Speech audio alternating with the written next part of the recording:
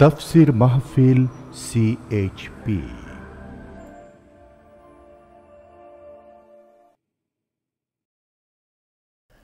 আলহামদুলিল্লাহ রাব্বিল আলামিন ওয়াসসালাতু ওয়াসসালামু আলা সাইয়্যিদিল মুরসালিন ওয়া আলা আলিহি ওয়া আসহাবিহি আজমাইন।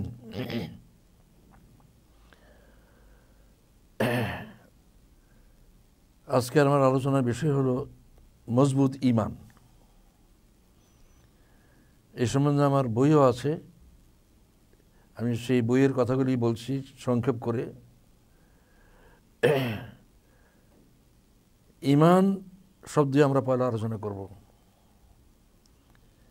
ঈমান শব্দের শাব্দিক অর্থ আমরা বাংলায় বলে থাকি বিশ্বাস, ফেইথ, বিলিভ।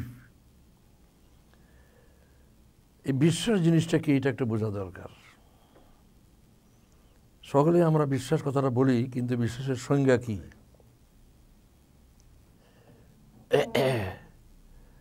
বিশ্বাসের সংজ্ঞাকে বুঝতে হলে পরে এইভাবে কথাটা বুঝতে হবে যে মানুষের ডাইরেক্ট নলেজ অর্জন করার জন্য পঞ্চ ইন্দ্রিয় আছে, চক্ষু, কর্ণ, নাসিকা, জিহ্বা, ত্বক।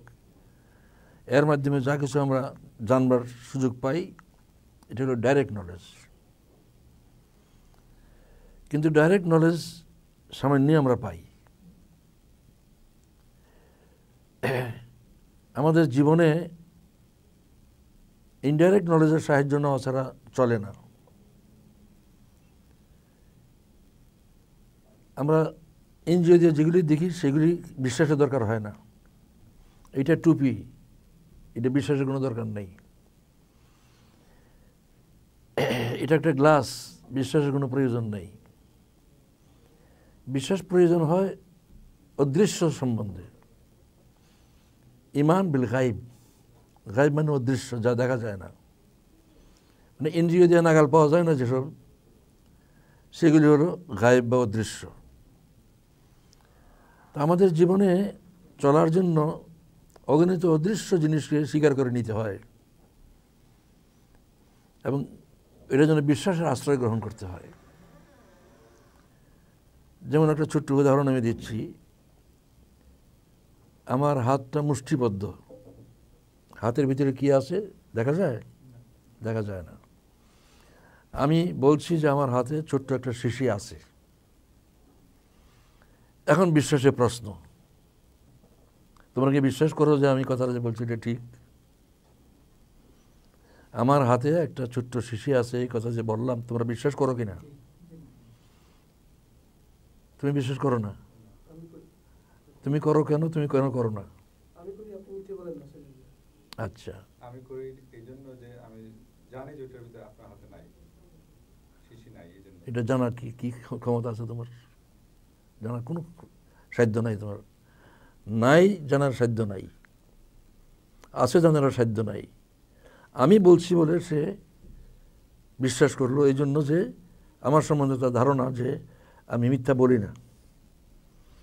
এই যে আমি মিথ্যা বলি না, এই ধারণার ভিত্তিতে সে এটা বিশ্বাস করলো। এটা indirect knowledge, not direct knowledge. আমার হাতে শিশি আছে, এটা সে বিশ্বাস করলো, এটা ইনডাইরেক্ট নলেজ। সরাসরি শিশি আছে এটা সে জানে না। আমি বলছি এই জন্য সে বিশ্বাস করেছে, এই জন্য যে তার এই আস্থা আমার উপরে আছে, তার এই বিশ্বাস আমার উপরে আছে যে আমি মিথ্যা বলি না। এখন যখন এটা দেখা গেল, তখন তার বিশ্বাসের কোনো দরকার নেই। তাহলে বিশ্বাসের সংজ্ঞাটা আমরা কীভাবে দিতে পারি? যে বিষয়ে সরাসরি জ্ঞান নেই, ডাইরেক্ট নলেজ নাই, অথচ ওই বিষয়ে সিদ্ধান্ত নিতে হচ্ছে। আমি যখন জিজ্ঞেস করলাম যে শিষ্য বিশ্বাস করো কিনা, তখন সিদ্ধান্ত নিতে হচ্ছে। যে সিদ্ধান্ত নিল, কিসের ভিত্তিতে সিদ্ধান্ত নিল? ডাইরেক্ট নলেজের ভিত্তিতে নয়, তাকে ইনডাইরেক্ট নলেজের সাহায্য নিতে হয়েছে। তাহলে আমরা বিশ্বাসের সংজ্ঞা এইভাবে করতে পারি, যে বিষয়ে চারটা কথা মনে রাখতে হবে। যে বিষয়ে সরাসরি জ্ঞান নেই, অথচ সিদ্ধান্ত নিতে হচ্ছে, বলতে হচ্ছে যে এটা কি, জবাব দিতে হচ্ছে। যে বিষয়ে সরাসরি জ্ঞান নেই অথচ সিদ্ধান্ত নিতে হচ্ছে, ইনডাইরেক্ট নলেজের সাহায্য ছাড়া সিদ্ধান্ত নেওয়ার উপায় নেই। ডাইরেক্ট নলেজ নাই, সিদ্ধান্ত নিতে হচ্ছে। ইনডাইরেক্ট নলেজের সাহায্য ছাড়া সিদ্ধান্ত নেওয়ার উপায় নেই। তো ইনডাইরেক্ট নলেজের মাধ্যমে সিদ্ধান্ত নেওয়াটার নামই বিশ্বাস। আরেকটা উদাহরণ দিই। তোমার কাছে একজন লোক এসে বললো যে আমাকে 500 টাকা দেন, 1 সপ্তাহ পরে ফেরত দিব। 1 সপ্তাহ পরে ফেরত দেবে কিনা এটা তো অদৃশ্য। যখন তোমার কাছে ধার চাইলেও তখন হয় দিবে না হয় দিবে না, সিদ্ধান্ত নিতে হবে। চুপ করে তো থাকবে না। এসে বললো যে আমাকে 500 টাকা ধার দেন, তুমি বোবার মতো থাকবে, এটা তো স্বাভাবিক নয়। দেব সিদ্ধান্ত নিবে না দিবে না সিদ্ধান্ত নেবে, কিছু ভিত্তিতে সিদ্ধান্ত নেবে যে বিষয়ে সরাসরি জ্ঞান নেই, অথচ সিদ্ধান্ত নিতে হচ্ছে। এই সিদ্ধান্তের ভিত্তি কি? তার অতীত জীবন সম্বন্ধে তোমার ধারণা, যে তার সম্বন্ধে এই ইমপ্রেশন তোমার, তার উপরে এই আস্থা তোমার হয়েছে যে হ্যাঁ, একে টাকা দিলে ফেরত পাওয়ার আশা করা যায়। যদি আস্থা না থাকে তাহলে কি টাকা দিবে? আস্থা না থাকাটা সেটাও একটা বিশ্বাস, ওটা বিপরীত বিশ্বাস। ইতিবাচক বিশ্বাস যে হ্যাঁ টাকাটা ফেরত পাওয়া যাবে, একে দিলে টাকাটা ফেরত পাওয়া যাবে, এটা ইতিবাচক বিশ্বাস। আর যাকে অবিশ্বাস করলে অবিশ্বাসটাও বিশ্বাস। কি বিশ্বাস? এই লোককে টাকা দিলে ফেরত পাওয়া যাবে না। তোমার বিশ্বাস যে এই লোক টাকা ফেরত দিবে না। অদৃশ্য সম্বন্ধে হয় ইতিবাচক বিশ্বাস হবে, নয় নেতিবাচক বিশ্বাস হবে, দুটি কিন্তু বিশ্বাস।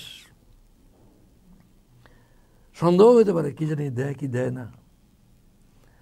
তাহলে বিশ্বাসের 3টা অবস্থা হয়: ইতিবাচক বিশ্বাস, নেতিবাচক বিশ্বাস, আর একটা সন্দেহ। এই যে 3 অবস্থা, কর্মক্ষেত্রে কিন্তু 3 অবস্থা থাকে না। যদি বিশ্বাস হয় যে হ্যাঁ এর কাছে টাকা দিলে ফেরত পাওয়া যাবে, তো টাকাটা দেবে। আর যদি এই ইমপ্রেশন হয় যে না এর কাছে টাকা দিলে ফেরত পাওয়ার আশা করা যায় না, তাহলে টাকা দিবে না। সন্দেহ হইলেও দিবে না। তো সন্দেহ এবং নেতিবাচক বিশ্বাসের ফল এক। তাহলে আমরা বিশ্বাসের ব্যাখ্যাটা পেলাম কিনা? বিশ্বাসের সংজ্ঞা হচ্ছে যে বিষয়ে সরাসরি জ্ঞান নেই, অথচ সিদ্ধান্ত নিতে হচ্ছে। এই বিষয়ে ইনডাইরেক্ট নলেজের সাহায্য ছাড়া সিদ্ধান্ত নেওয়ার উপায় নেই। তো ইনডাইরেক্ট নলেজের মাধ্যমে সিদ্ধান্ত যেটা হলো, এটার নামই বিশ্বাস। এই বিশ্বাসের সংজ্ঞাটা একটু টেকনিক্যাল বিষয়। কিছু লোক আছে এরকম, বলে না দেখে বিশ্বাস করি না। হাজারো ক্ষেত্রে যারা না দেখে বিশ্বাস করে, যখন আল্লাহ, রসুল, আখেরাত এগুলি বলা হয় তখন দুষ্টামি করে, ফাইজলামি করে। এগুলি কিসের কথা? না দেখে বিশ্বাস করি না। না দেখে বিশ্বাস করি না কথাটা কি যুক্তিপূর্ণ কথা? আর দেখলে তো বিশ্বাসের দরকারই নাই। বিশ্বাসের দরকার তখনই তো যখন নাকি দেখা যায় না। না দেখে বিশ্বাস করি না কথাটা তো একটা হাস্যকর কথা, এটা একটা বোকার মতো কথা, এটার মধ্যে কোনো যুক্তি নেই। এখন আমি পয়লা পয়েন্ট আলোচনা করেছি ঈমান শব্দের অর্থ বিশ্বাস, এরপরে দ্বিতীয় পয়েন্ট বিশ্বাসের ব্যাখ্যা। এই 4টা কথা বিশ্বাসের সংজ্ঞা। এরপরে পয়েন্ট হচ্ছে আমাদের জীবনে বিশ্বাস কি অপরিহার্য? সত্যি অপরিহার্য। বিশ্বাস ছাড়া একদিনও চলার কোনো উপায় নেই। এই তো রাত্রে খেতে হবে, বাড়িতে খাই, হোটেলে খাই, যেখানে খাই, আমি কি এটা ল্যাবরেটরিতে গবেষণা করে খাদ্যের মধ্যে ঠিক আছে কিনা, বিষ আছে কিনা, খাওয়া যাবে কিনা, এগুলি পরীক্ষা করে খাবো না বিশ্বাস করে খাবো? যদি বিশ্বাস ছাড়া চলতে চাই তাহলে খাওয়া বন্ধ। বিশ্বাস ছাড়া তো দুনিয়ায় মানুষের চলে একদিনও সম্ভব নয়। এই লোকটি আমার পিতা, বিশ্বাস ছাড়া আর কোনো উপায় আছে? একজন মহিলা ছাড়া আর কোনো সাক্ষী নেই। এবং সেই লোকটি এই যে মা, এটাও তো নিজের কোনো সাক্ষ্য নেই, নিজের কোনো ডাইরেক্ট নলেজ নেই। অন্যরা বলছে এটা তোর মা। যারা না দেখে বিশ্বাস করবে না বলে আল্লাহকে বিশ্বাস করে না, তারা কি মাকে কথা বলতে পারবে যে ছোট সময় বুঝি নাই, তুমি বলছো তুমি আমার মা, আমি বিশ্বাস করেছি, এখন আমি বড় হয়েছি, আমি না দেখে বিশ্বাস করি না, আমাকে দেখাও আমি কী করে তুমি আমার মা? কোনো নাস্তিক মাকে এভাবে বলতে পারবে না। তার মানে তাকেও না দেখে বিশ্বাস করতে হয়। ডাক্তারের কাছে গেলাম, অসুখ হয়েছে, ডাক্তার ওষুধ লিখে দিল যে ওষুধটা খা, ঠিক হয়ে যাবে। যে না ডাক্তার, আমি না দেখে বিশ্বাস করি না, এই ওষুধ খেলে কীভাবে ভালো হবে এটা আগে দেখাও, তারপরে খাবো, এর চিকিৎসা করা যাবে? আমি আমার বইতে বহু উদাহরণ দিয়েছি, এটা বিশেষ সময় আমি লাগাতে চাই না, অনেক উদাহরণ দিয়েছি বাস্তব, যে বিশ্বাস ছাড়া মানুষের একদিনও চলা সম্ভব নয়। 4 নম্বর পয়েন্ট হচ্ছে, সব ব্যাপারে যখন বিশ্বাসের দরকার হয়, কেউ যদি ইসলাম গ্রহণ করতে চায় তারও বিশ্বাস দরকার। আরেকটা পয়েন্ট মাঝখানে দরকার, বিশ্বাস এবং কর্ম। 4 নম্বর পয়েন্ট হচ্ছে, বিশ্বাস ও কর্ম ভিন্ন হয় না, যেরকম বিশ্বাস সেরকম কর্ম। যদি বিশ্বাস হয় যে লোকটা টাকা ফেরত দিবে, তাহলে কর্ম হবে, তাকে টাকাটা দেওয়া হবে। যদি বিশ্বাস হয় যে টাকাটা ফেরত পাওয়া যাবে না, তাহলে কর্ম হবে, টাকা দেওয়া হবে না। কর্ম বিশ্বাসের বিপরীত হবে না। এক ব্যক্তি দাবি করে যে আমি মুসলমান, আল্লাহ রসুলে বিশ্বাস করে, নামাজ পড়ে না, তাই বিশ্বাসের সঙ্গে কর্মটা মিল হলো না। এতে বোঝা গেল যে তার বিশ্বাস গণ্ডগোল আছে। বিশ্বাস যেরকম, কর্ম ওই রকমই হবে, বিশ্বাসের বিপরীত কর্ম হওয়া স্বাভাবিক নয়। এরপরে 5 নম্বরে এটা আসবে, কেউ যদি ইসলাম গ্রহণ করতে চায়, মুসলিম হতে চায়, তাহলে কিছু বিশ্বাস তাকে করতে হবে। যদি কেউ জিওমেট্রি পড়তে চায়, তাহলে কতগুলি স্বতঃসিদ্ধ কথা তাকে মেনে নিতে হবে। আমরা ইংরেজিতে পড়েছি, a point has got neither length nor breadth but it exists. এটা তো একদম পদার্থবিজ্ঞানের বিপরীত কথা। একটা জিনিসের অস্তিত্বের জন্য দৈর্ঘ্য, প্রস্থ, উচ্চতা 3টা লাগবে। সে বলে যে বিশ্বাস করতে হবে তোমাকে। ইংরেজিটাকে অ্যাক্সিওম বলে। অ্যাক্সিওম মানে স্বতঃসিদ্ধ, মানে কোনো দলিল প্রমাণ ছাড়া বিশ্বাস। জিওমেট্রি পড়া হবে না যদি নাকি এই স্বতঃসিদ্ধ কথা স্বীকার করে না নেয়। জিওমেট্রিতে আরেকটা কথা আছে, a line has got length no breadth. এটা কি? ব্রেডটা আসে কি, ব্রেডটা ছাড়া লেংথটা আসে কি করে? তো এগুলি আগে বিশ্বাস করো, তাহলে জিওমেট্রি পড়া হবে না, হবে না। বাংলা পড়তে হলে এটা অ, এটা আ, বিশ্বাস করতে হবে। ইংরেজি শিখতে হলে এটা এ, এটা বি, না এরকম লেখলে এ হবে না কেন? তো তার ইংরেজি শেখা হবে না, তো তার বিদ্যা শুরুই হবে না বিশ্বাস ছাড়া। তার নলেজের স্টার্টই বিশ্বাস ছাড়া সম্ভব না। বাংলা শিখতে হলে 49টা শব্দ বিশ্বাস, অক্ষর বিশ্বাস করতে হবে। ইংরেজি হইলে 26টা, আরবি 29টা। কিন্তু ইসলাম গ্রহণ করতে হইলে এতগুলি লাগবে না, 7টা জিনিস বিশ্বাস করতে হবে। আমান্তু বিল্লাহি ও মালাইকাতিহি ও কুতুবিহি ও রুসুলিহি ওয়াল ইয়াউমিল আখির ওয়াল কদরি খাইরিহি ওয়া শাররিহি মিনাল্লাহি তাআলা ওয়াল বা'সি বা'দাল মাউত। এই 7টা জিনিসই বিশ্বাস করতে হবে। এই 7টা আসলে কিন্তু 3টা, তাওহীদ, রিসালাত, আখিরাত। এই আলোচনা গেলে তো সময় খরচ হয়ে যাবে, যে এই 7টার কোনটা কোনটা তাওহীদের আন্ডারে পড়ে, কোনটা কোনটা রিসালাতের আন্ডারে পড়ে, কোনটা কোনটা আখিরাতের আন্ডারে পড়ে।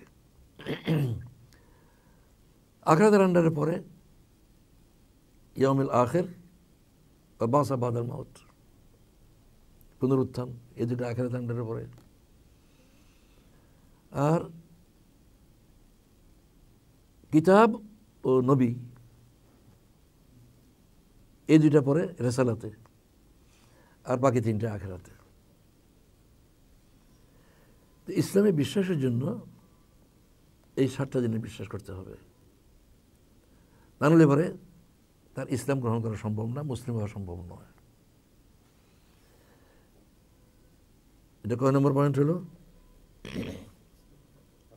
5 নম্বর। 6 নম্বর হচ্ছে ঈমান দুর্বল হয় কি কারণে? কোরআন শরীফে সূরা আত-তাওবার 23 নম্বরে আল্লাহ তাআলা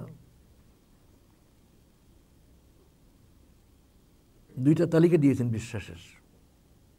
কুল ইন কানা আবাউকুম ওয়া আবনাউকুম ওয়া ইখওয়ানুকুম ওয়া আজওয়াজুকুম ওয়া আশিরাতুকুম ওয়া আমওয়ালুন ইকতারাফতুমুহা ওয়া তিজারাতুন তাখশাউনা কাসাদাহা ওয়া মাসাকিনু তারদাউনাহা। এটা একটা তালিকা। মানুষের মধ্যে আত্মীয়-স্বজনের 5 রকম, এরপরে হলো তার সোর্স অফ ইনকাম, তার সম্পদ যা জমা করেছে এবং তার বাড়ি। এই 8টা জিনিসের ভালোবাসা যদি 3টা থেকে কম হয়ে যায়, তিনটা থেকে কম থাকে, তাহলে ঈমান সঠিক আছে। ওই 3টা কি? মিনাল্লাহে ও রাসূলিহি ও জিহাদিন ফি সাবিলিহি।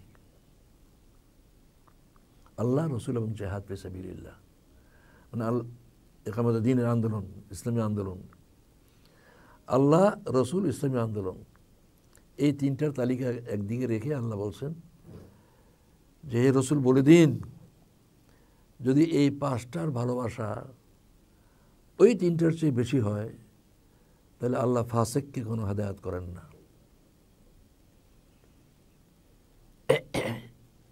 এই যে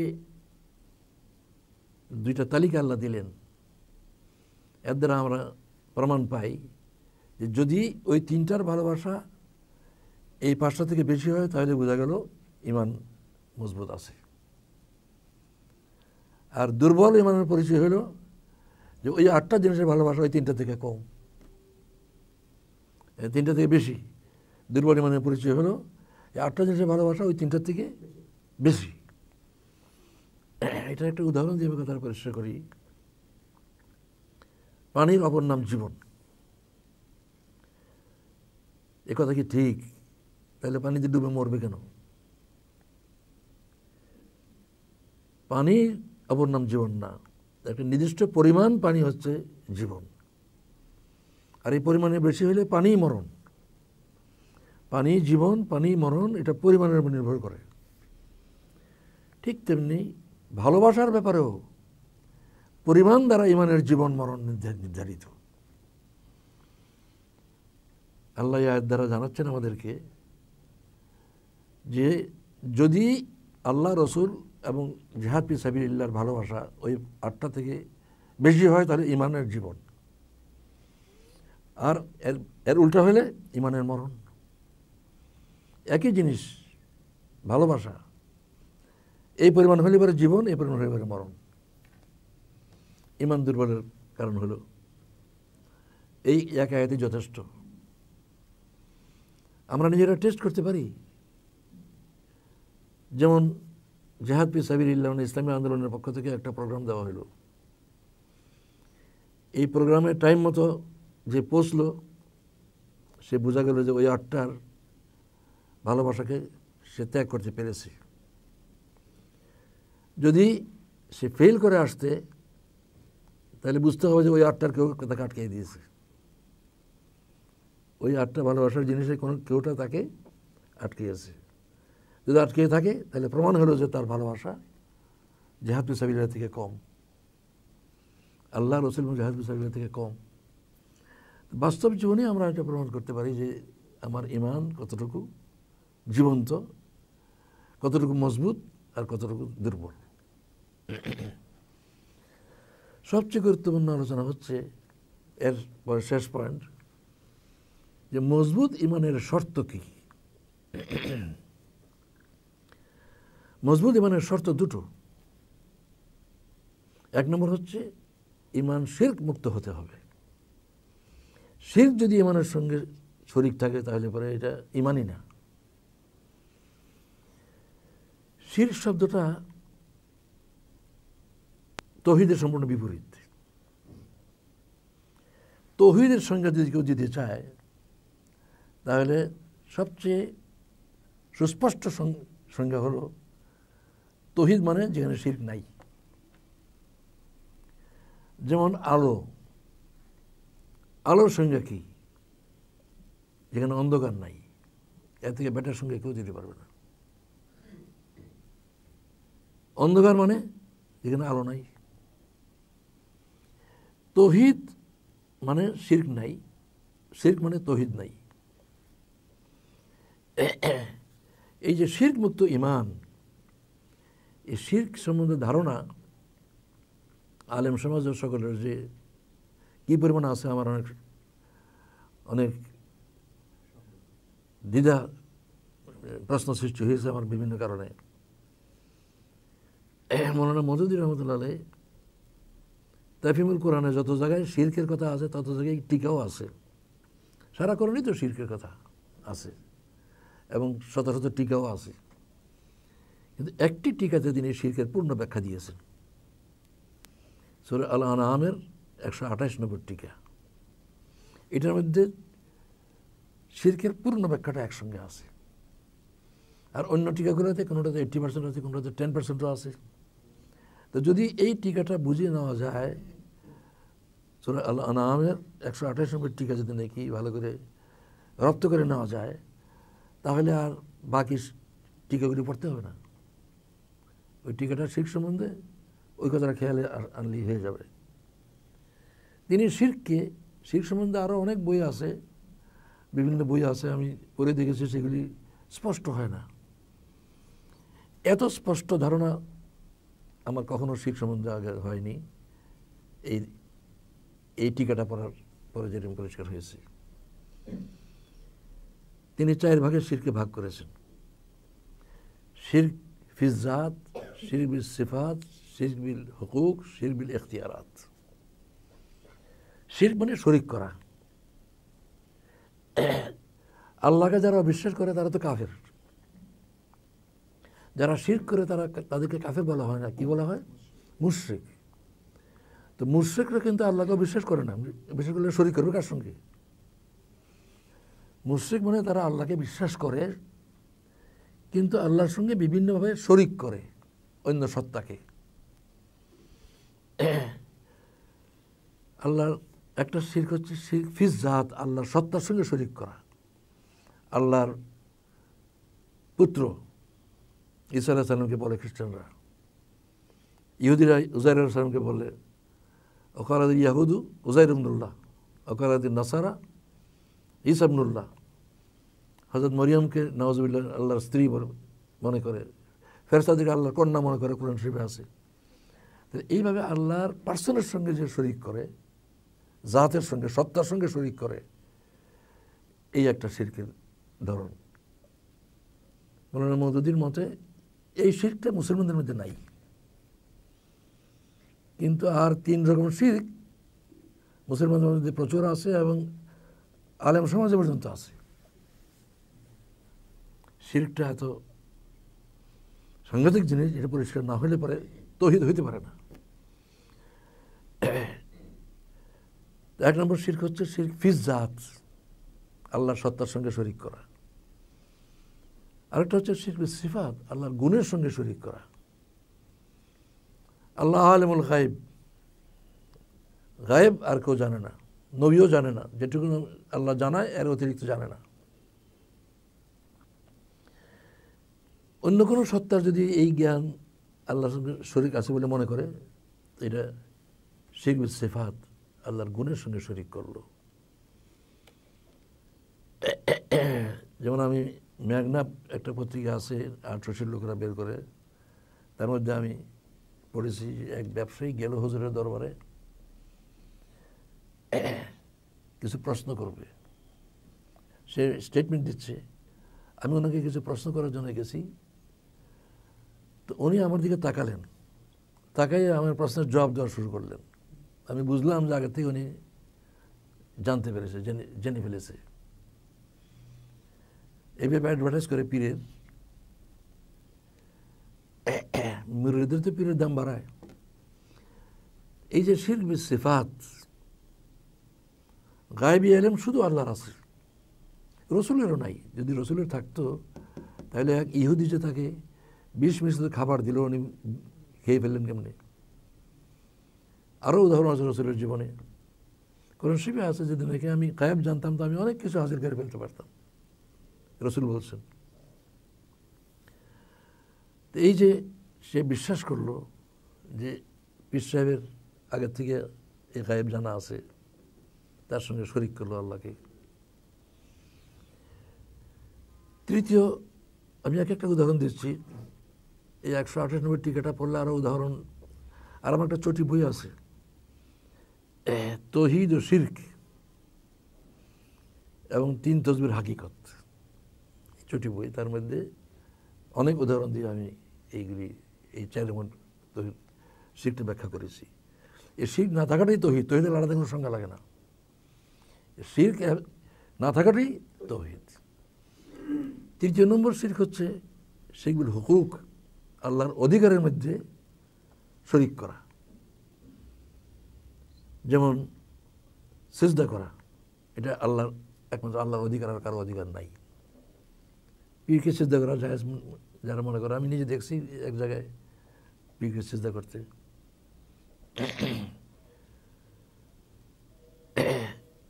একদিন নবী করিম সাল্লাল্লাহু আলাইহি ওয়াসাল্লাম বাগানে বসা, খেজুরের বাগানে বসা, তার সঙ্গে সাহাবায়ে কেরাম আছেন। একটা উট আসলো এবং এসে রাসূল সাল্লাল্লাহু আলাইহি ওয়াসাল্লামের পায়ের কাছে মাথাটা রাখলো। সাহাবায়ে কেরাম, ইয়া রাসূলুল্লাহ, এই উটটা আপনাকে সিজদা করলো, আমাদের তো এই উটটার চেয়ে বেশি হক আপনাকে সিজদা করার। রাসূলুল্লাহ বললেন, যদি আল্লাহ তাআলার কাউকে সিজদা করার অনুমতি থাকতো তাহলে আমি স্ত্রীকে স্বামীর সিজদা করতে হুকুম করতাম, এই আজাদের কারণ নাই। কোরবানি, পশু কোরবানি শুধু আল্লাহর নামে, এটা আল্লাহর হক, আর কারো হক নাই। এই যে আস্তানায়, পীরের আস্তানায় জবাই করে পীরের নামে, এগুলি সব শিরক। সবচেয়ে বিস্তৃত শিরক হলো শিরকুল ইখতিয়ারাত, আল্লাহর ক্ষমতার সঙ্গে শরিক করে।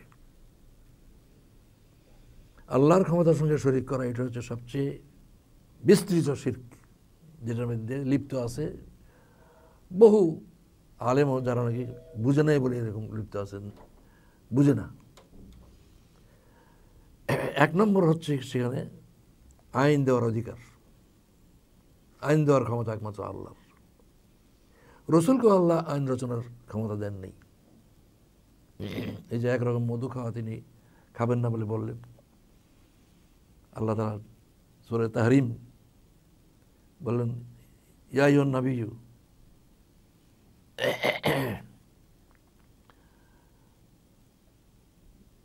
মান হারামাল্লাহু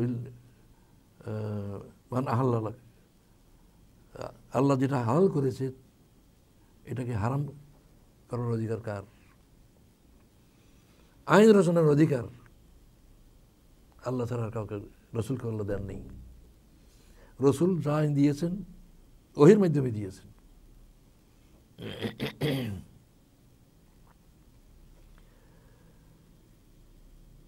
আল্লাহর এখতিয়ার এটা।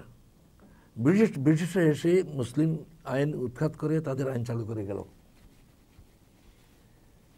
এই আইনকে যারা নাকি সরাইয়ে আল্লাহর আইন কায়েম করার চেষ্টা করে, বুঝা গেল তারা এই আইনকে সঠিক মনে করে না।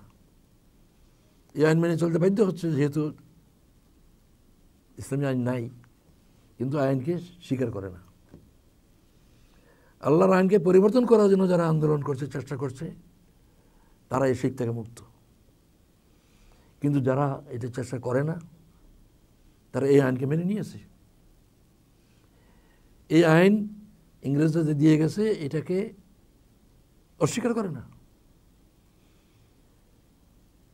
আল্লাহর এখতিয়ারের সঙ্গে শরিক করলো। যে রাষ্ট্র, এই গভর্নমেন্ট যে আইন দিচ্ছে, এই আইন মানতে হবে, এই আইন অস্বীকার করা যাবে না, এটা শিরক। আল্লাহর এখতিয়ার আইন দেওয়ার, এই আইনের বিপরীত কোনো আইনকে স্বীকার করা যাবে না। বাধ্য হইয়া মানলে সেটা ভিন্ন কথা, কিন্তু স্বীকার করবে না। সন্তান দেবার ক্ষমতা শুধু তার, বড় বিশ্বের মাজারিকে সন্তান চায়, আজমির শরীফকে সন্তান চায়, শিরক। রোগ দেওয়ার এখতিয়ার একমাত্র আল্লাহর, আরোগ্যের ক্ষমতা একমাত্র আল্লাহর।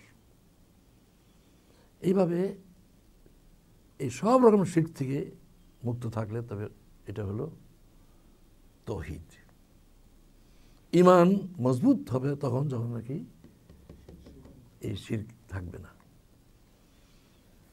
আমার কাছে কুমিল্লার থেকে দুজন যুবক শিক্ষক আসলো, মাদ্রাসা শিক্ষক, একটা দাখিল মাদ্রাসা শিক্ষক। পরিচয় দিল তারা শিবিরের সাথী ছিল। যে এখন কি, যে আমাদের সুপারিনটেন্ডেন্ট এত বেশি জামাত বিরোধী যদি নাকি টের পায় যে আমরা জামাত করি। আমি জিজ্ঞাসা করি সেখানে সংগঠন নাই জামাতের? আছে। সংগঠনে কি, তুমি কি সংগঠন করতে পারি না? কেন পারো না? এইরকম করা সুপারিনটেন্ডেন্ট যদি নাকি টের পায় যে আমি জামাত করি, মাদ্রাসা দিয়ে বের করে দিবে। তাই বলে দেখো, রিজিক দেওয়ার এখতিয়ার একমাত্র আল্লাহর। তুমি এই মাদ্রাসাকে শরীক করে নিয়েছো আল্লাহর সঙ্গে, যে আল্লাহ তাআলা তোমাকে এই মাদ্রাসা ছাড়া রিজিক দিতে পারবে না। এই কারণে তোমার এই দুর্বল ঈমান দুর্বল হয়েছে, যার জন্য সংগঠন করা বাদ দিয়েছো। সংগঠন তো ফরজ, এই ফরজ ত্যাগ করেছো তুমি, তোমার ঈমান দুর্বল হয়েছে এই শিরকের কারণে। তাওহীদ সম্বন্ধে স্পষ্ট ধারণা নাই তোমার। আল্লাহ তাআলা তোমাকে মাদ্রাসা ছাড়া রিজিক দিতে পারবে না। সংগঠনগুলো যদি বের করে দেবে, ঠিক আছে, বের করে দিবে, আল্লাহ তোমাকে রিজিক দিতে পারবে না। এই মাদ্রাসা শুধু তোমার মাদ্রাসা ছাড়া আল্লাহ রিজিক দিতে জানে না।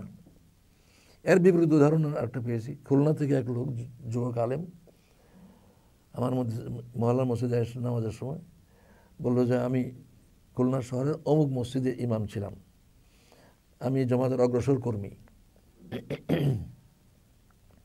সম্প্রতি মসজিদ কমিটি ইলেকশন হয়েছে, তার মধ্যে মেজরিটি চেয়ারম্যান পীর সাহেবের মুরিদান।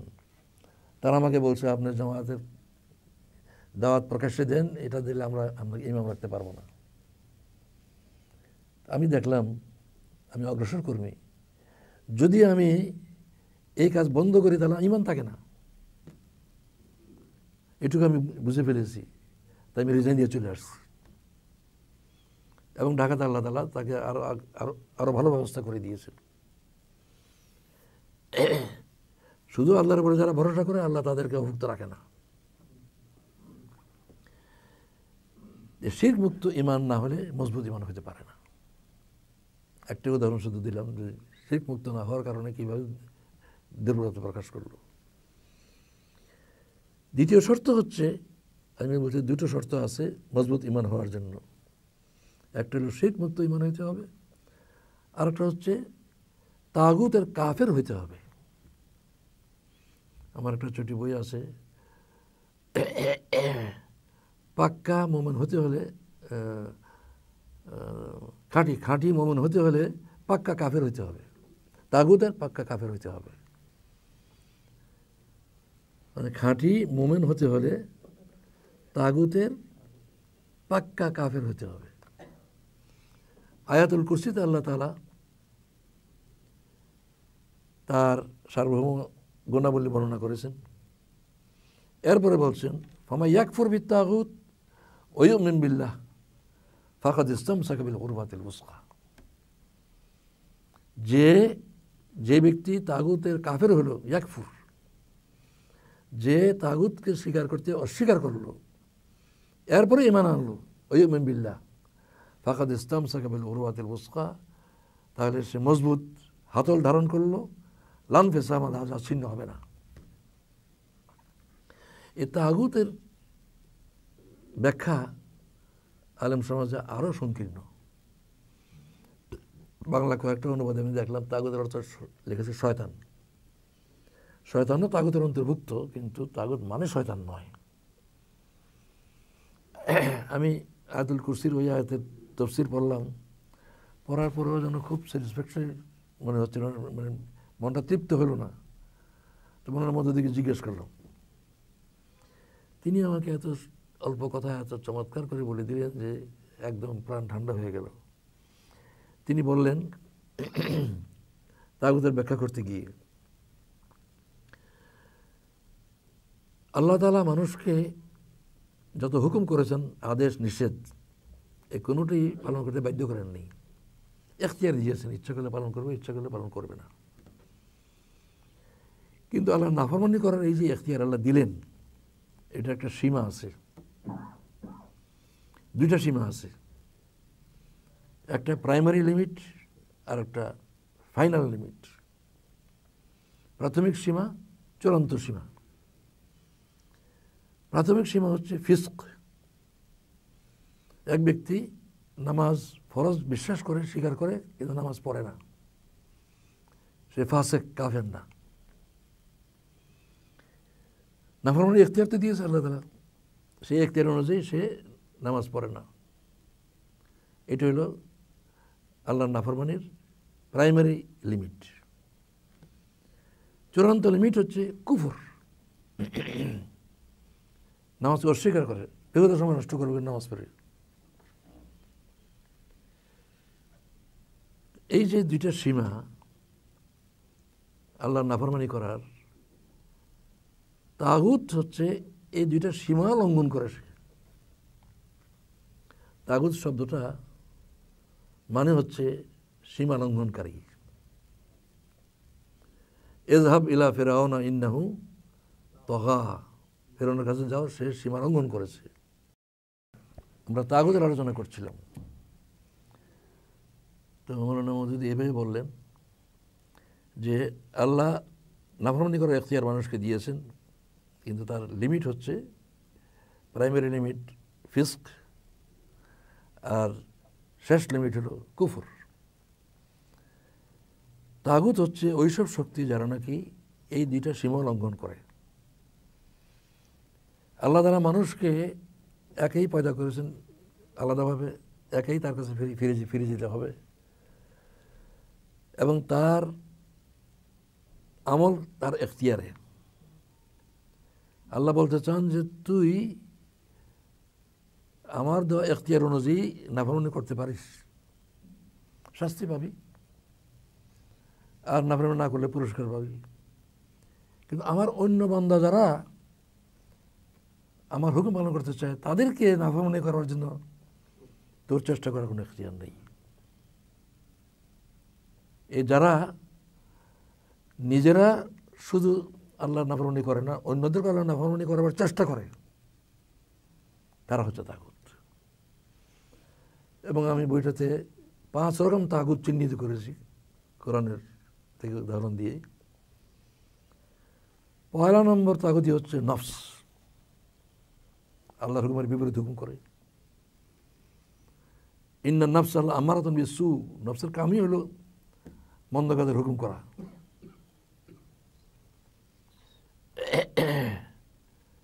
এই যে নফস, এই জন্যই ইমান আনার সময় যদি নাকি এই কথা বুঝে আসে যে আমার ইমান কিছুতেই মজবুত হবে না যে পর্যন্ত আমি তাগুতের কাফের না হই, আমি তাগুতকে মানব না।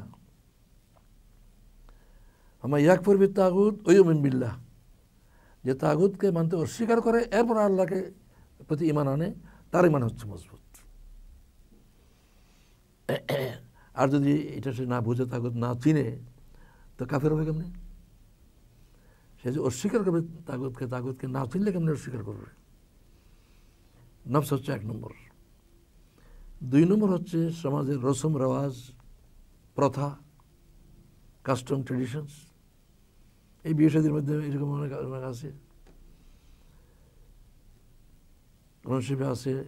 ওই জাকিরের আত্তাবিউ মা আনজালাল্লাহ, যখন তাদেরকে বলা হলো যে আল্লাহ যা নাযিল করছেন সেটা মেনে চলো, ইত্তাবিউ হবে, কালু বল নাত্তাবিউ মা আলফাইনা আলাইহি আবানা, বাপ দাদা যা করছে আমরা তাই করবো, আগের যে ট্রেডিশন আছে সেটা আমরা মেনে চলবো। এগুলো কিন্তু বিরাট শক্তি। বিয়ে শাদীতে যে সমস্ত কুপ্রথা আছে, এই কুপ্রথার বিরুদ্ধে লড়তে গিয়ে দেখো না কিরকম শক্তি এগুলোর। আইন করেছে যৌতুকের শাস্তি আছে। এই আইন দ্বারা যৌতুক বন্ধ হয়েছে না বেড়েছে আরো।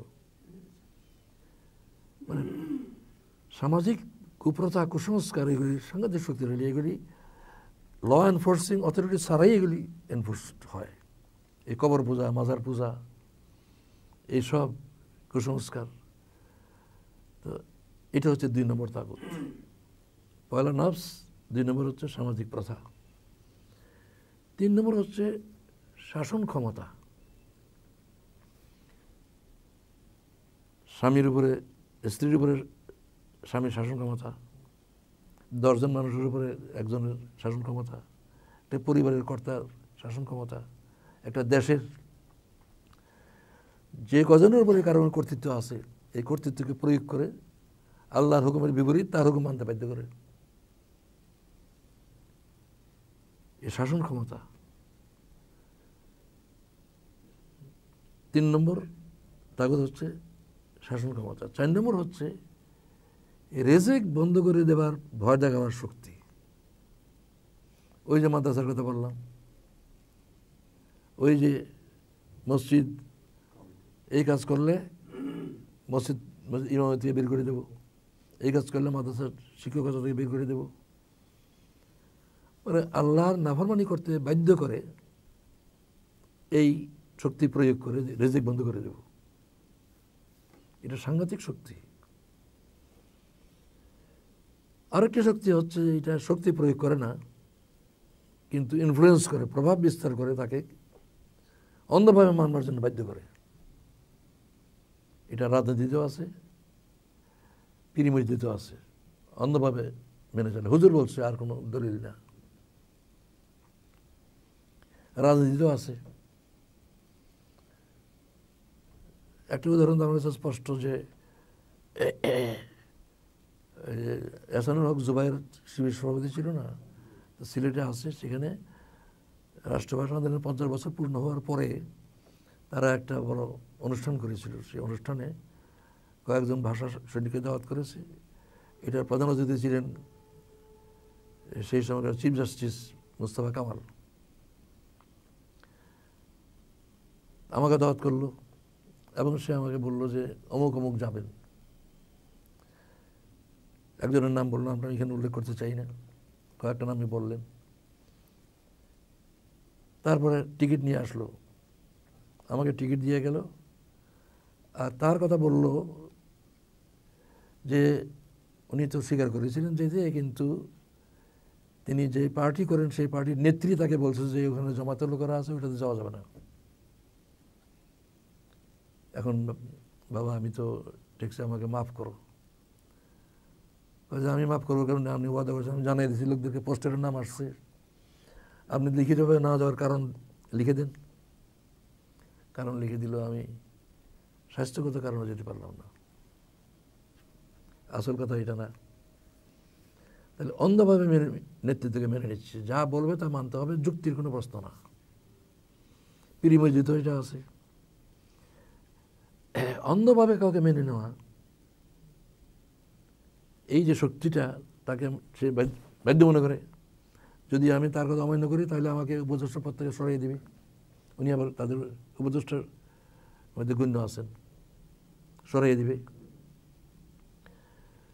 এই জন্য এরকম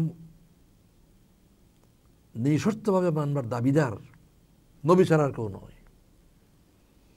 আল্লাহ এবং রসুল এই দুজনকে যদি অন্ধভাবে মানা যায়, বিনা যুক্তিতে মানা যায়, আর সকলেই যুক্তির ভিত্তিতে মান্য। এই যে তাগুতের কথা বললাম, এই তাগুত সম্বন্ধে যদি স্পষ্ট ধারণা লোকদের থাকে, তবে সে সাহস পাবে তাকে অস্বীকার করার।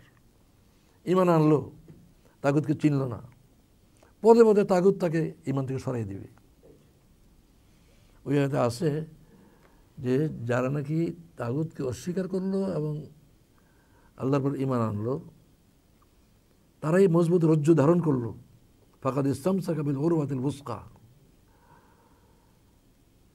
উরওয়া মানে হাতল, হাতল হয়, রজ্জু হয়। মজবুত হাতল ধারণ করলো, যা ছিন্ন হবে না। লানফে সামালাহা। ওই যে মাদ্রাসা শিক্ষকের যে বললাম, ওইটা একটা তাগুত। ওই মাদ্রাসাটা একটা তাগুত। এবং এই তাগুতের কে অস্বীকার করতে পারলো না বলেই আল্লাহর সঙ্গে সম্পর্ক ছিন্ন হয়ে গেল। আল্লাহর দ্বীনের কাজ করা বন্ধ করার মানে কি? তার ইমানের ব্যাপারে আল্লাহর সঙ্গে তার সম্পর্ক ছিন্ন হয়ে গেল। ইমান মজবুত থাকবে তখনই যখন নাকি তাগুতকে অস্বীকার করার হিম্মত হবে এবং আগে অস্বীকার করবে তারপরে ইমান আনবে, তবে ইমান মজবুত। ইমান সম্পর্কে এই যে ইমানদার হওয়া সত্ত্বেও এত নাফরমানি করে, ইমানদার হওয়া সত্ত্বেও এরকম তার চরিত্র ইমানের খেলাফ, এর কারণ তো এটাই যে ইমান সম্বন্ধে স্পষ্ট ধারণা নাই। ইমান যে শিরক মুক্ত হইতে হবে এবং তাগুতের অস্বীকারী হইতে হবে, এই আইডিয়া যদি না থাকে তাহলে মজবুত ইমান হইতে পারে না। আর দুর্বলতা ইমানের দূর হবে যদি নাকি আল্লাহ, রসুল, জিহাদ, এই তিনটার ভালোবাসা আর বাকি সব কিছু থেকে বেশি হইতে হবে। এমনি তো রসুল সাল্লাম বলছেন যে রসুল সাল্লাম সকল মানুষের চেয়ে বেশি প্রিয় হইতে হবে যদি নাকি ইমানদার হইতে হয়। রসুল বলছেন না কথা, লা ইউমিনু আহাদুকুম হাত্তা আকুনা আহাব্বা ইলাইয়া মিন ওয়ালিদিহি ওয়া ওয়ালাদিহি ওয়ান নাসি আজমাইন। পিতামাতা, সন্তান এবং সকল মানুষের চেয়ে বেশি প্রিয় হইতে হবে। আমরা ইমান সম্বন্ধে বলে আলোচনা করছি। ইমান মানে বিশ্বাস, বিশ্বাসের সংজ্ঞা, এটা খুব টেকনিক্যাল কথা, খুব জরুরি কথা। আর এই ইমান এমন এক জিনিস যেটা বিশ্বাস ছাড়া জীবন একদিনও চলবে না। মানুষ দুনিয়াতে বিশ্বাস ছাড়া চলতে পারবে না, কারণ ডাইরেক্ট নলেজ এত সামান্য, এর দ্বারা জীবন চলা সম্ভব নয়। তারপরে বিশ্বাস যেরকম হবে কর্ম এরকমই হবে। বিশ্বাসের বিপরীত কর্ম হতে পারে না। কারো কর্ম দেখে বোঝা যাবে তার বিশ্বাসটা কী, কর্ম থেকে প্রমাণ হবে বিশ্বাস কী। দাবি করে বিশ্বাস এই, অথচ কর্ম তার বিপরীত, এটা স্বাভাবিক নয়, তার বিশ্বাসের গণ্ডগোল আছে। তারপর কেউ যদি নাকি মুসলিম হতে হয় তাহলে তার কী কী বিশ্বাস করতে হবে। এরপরে হচ্ছে যে ইমান দুর্বল হয় কী কারণে। আর সর্বশেষ পয়েন্ট আমরা আলোচনা করলাম, মজবুত ইমানের দুটো শর্ত। শিরক মুক্ত ইমান হইতে হবে, তাগুতের কাফের হইতে হবে। মুমিন হতে হলে তাগুতের কাফের হইতে হবে। ওয়া আখিরু দাওয়ানা আলহামদুলিল্লাহি রাব্বিল আলামিন।